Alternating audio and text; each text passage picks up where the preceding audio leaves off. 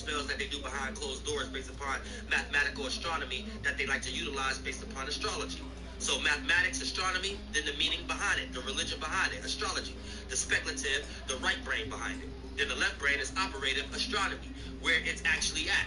So this helps you understand that motherfuckers ain't just sitting around making up shit and things of that nature. How people like to hate on astrology and shit. Because if we can see a group of stars that's in an area where we was once, where the sun was in that, or we was in that area, and we was experiencing spring, and if we know how that feel based upon that interaction, and if we can see another group of stars being in that space, and we're not in that space, we could create a relation.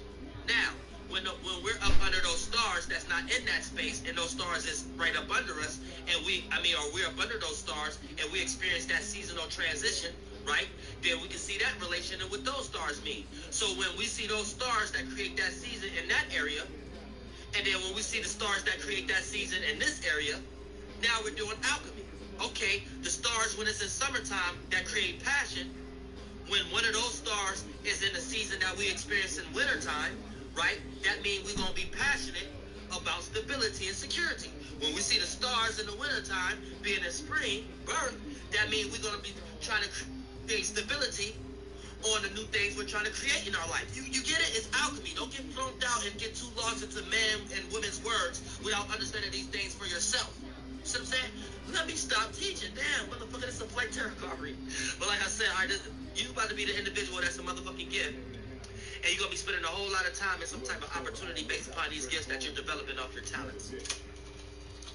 Or some stage that's set for an event to be expressed for yourself.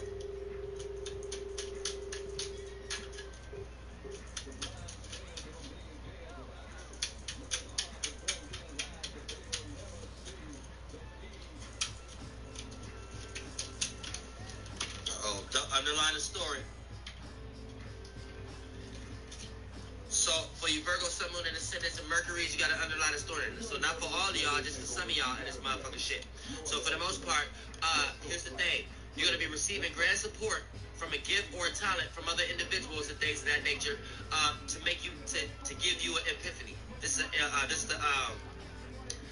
the small joker. So this is an internal epiphany. So this is something that you're gonna change yourself. You gonna change your feelings about something. Something outside of you ain't the reason you change your feelings. But the reason you change your feelings for yourself is because you about to be receiving grand support from a gift or talent, an idea that you just received, or some other individuals in your life with gifts and talents that put you into a position that you may be nervous about, but you're slowly gonna internally change. You see what I'm saying? For yourself.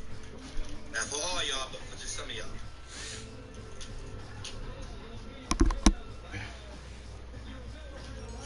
Alright, here we go.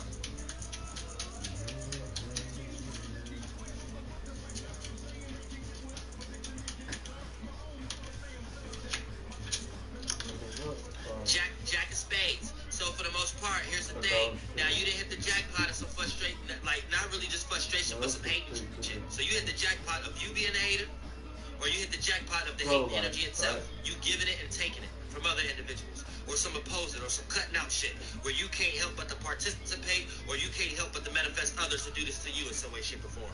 Now you feel disowned or black sheep, or white sheep, or whatever the fuck y'all want to call it. But for the most part, that's the energy that it's going to lead into. So for the most part, be careful that you don't become too egotistical. You don't become too narcissistic. That's why this card come out last. If you got a black card that came out last, yeah, it's less on a percentage level of positive, of life, red, blood flow.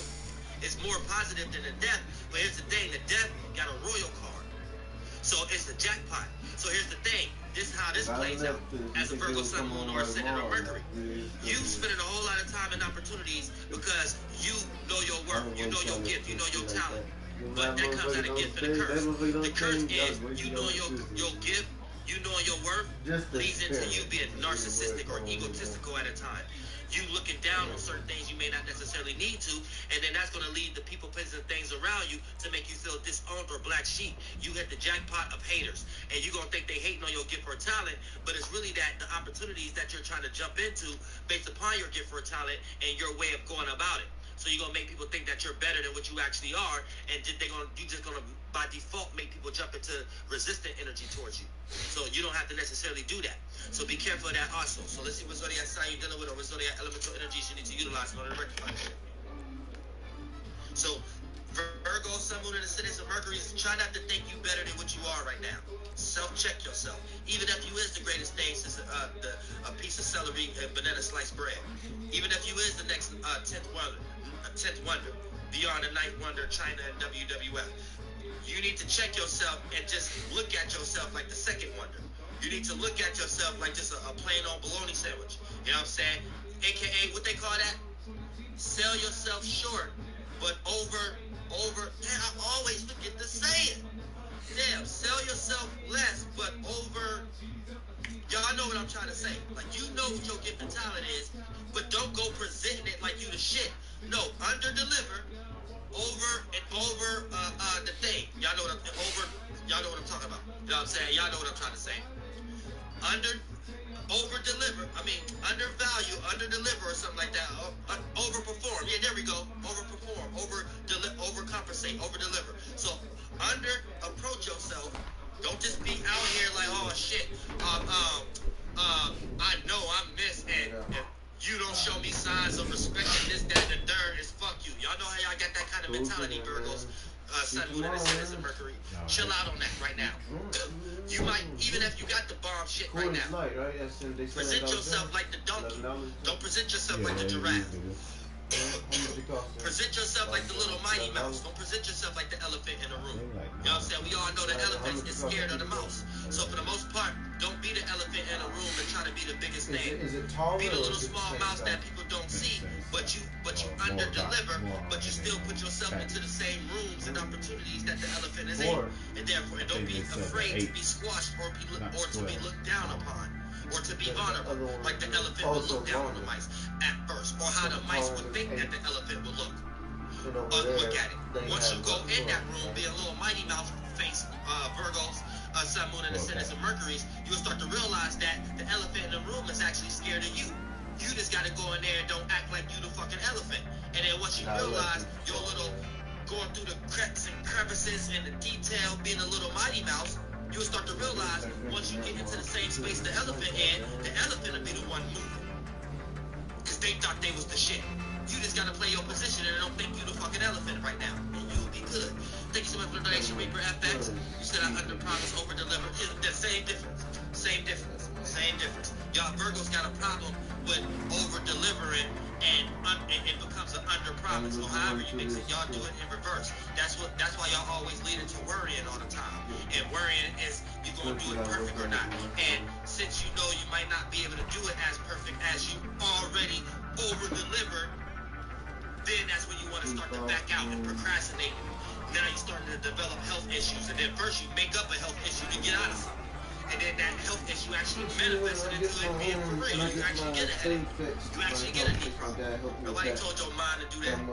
But for the most part, here, let me get some books on water. You ever read of Dr. Yamamoto?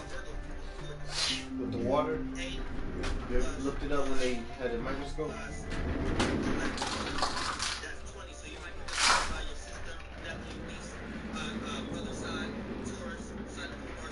Water in the tissue. Water is a powerful thing.